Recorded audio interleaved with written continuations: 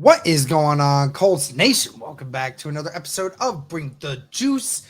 Guys, wanted to talk real quick about the Colts situation after their win against the Pittsburgh Steelers.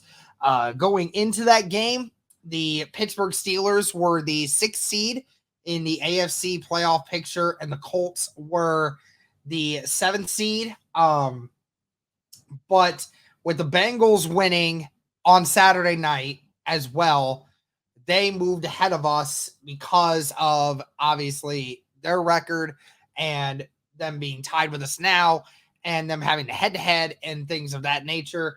So we couldn't depend on Minnesota to win it for us, even though they had it. So there's that. But anyway, the Indianapolis Colts handled business. They did beat the Pittsburgh Steelers at home. I remind you again, for the first time since 2008. So that curse is broken, and the Indianapolis Colts remain in the playoff picture for the time being. First things first, as I record this video, the Texans game just got done with the Titans. The Titans couldn't hold off the Texans somehow, some way, even missing CJ Stroud, Nico Collins, Tank Dell, all of these guys. And the Texans still went into Nashville and beat the Tennessee Titans. So congrats to the Texans.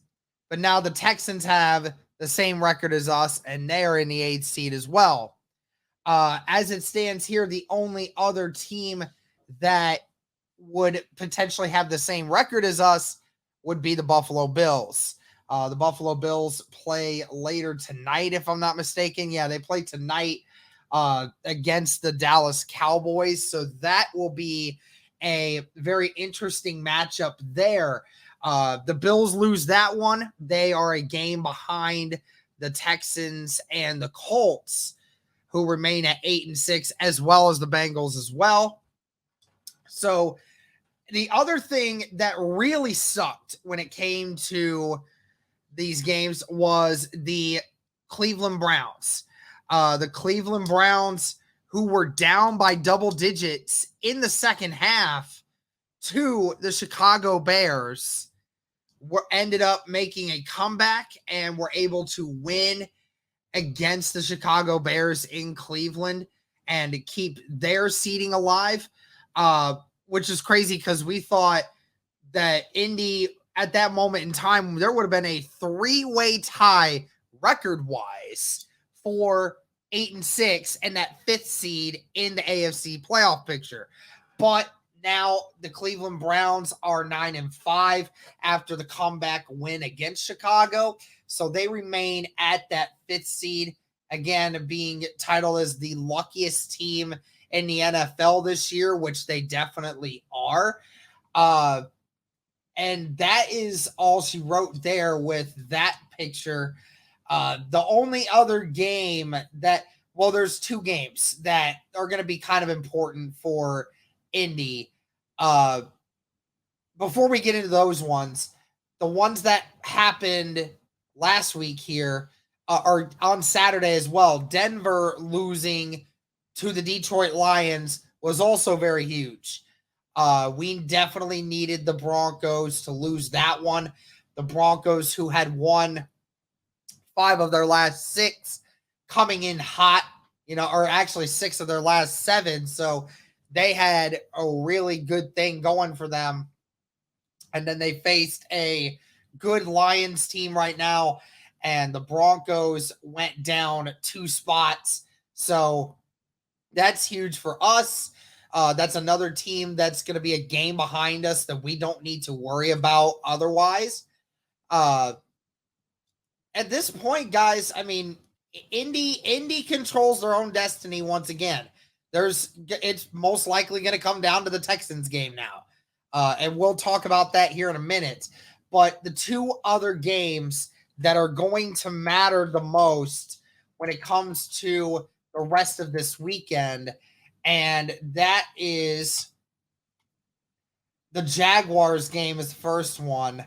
The Jaguars, if they lose to the they lose to the Ravens, then the Colts will only be a half game, and the Texans will only be a half game behind the Jacksonville Jaguars in the divisional leader.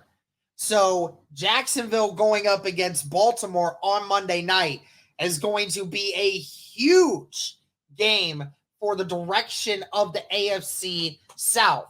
If Jacksonville comes out of Baltimore with a win, I do not see a situation where either Houston or Indy wins the division. I don't see a scenario in which that happens because remember, the Jacksonville Jaguars have the tiebreaker on us because they have won both the head-to-head matchups against Indy. The only way Indy gets above Jacksonville in the playoff ranking and the seeding is if we have a better record than Jacksonville at the end of the year.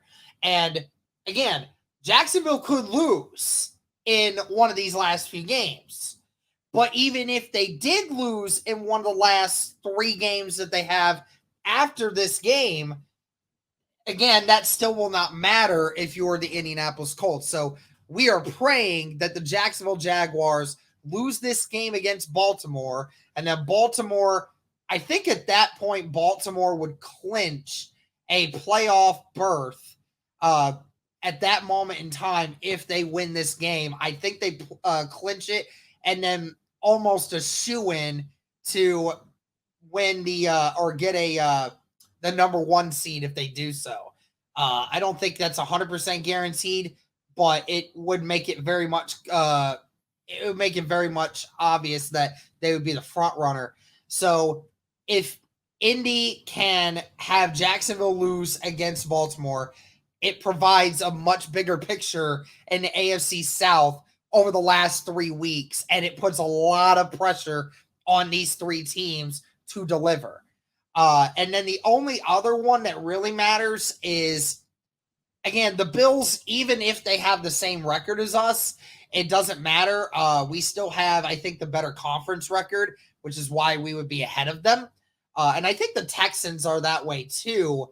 But again, if we can have the Bills lose to the Dallas Cowboys tonight, then that puts them a game back. And then at that point, you're looking at the Texans and the Colts being in big situations where it mainly is just those two battling for the 7th seed, because the Texans would be 8-6, we would be 8-6, nobody else would be 8-6 beyond that point outside of Cincinnati, obviously. But fighting for that 7th seed, that's where you would be at if you're both those guys. And the Bills, Steelers, Broncos all would have 7 losses, which is huge for the upcoming playoff picture. So there is a lot of interesting things happening, guys. We'll break it down as the week goes on, who's going to be missing. Remember, the Colts won this game against Pittsburgh not without its costs. We ended up losing Zach Moss during the game.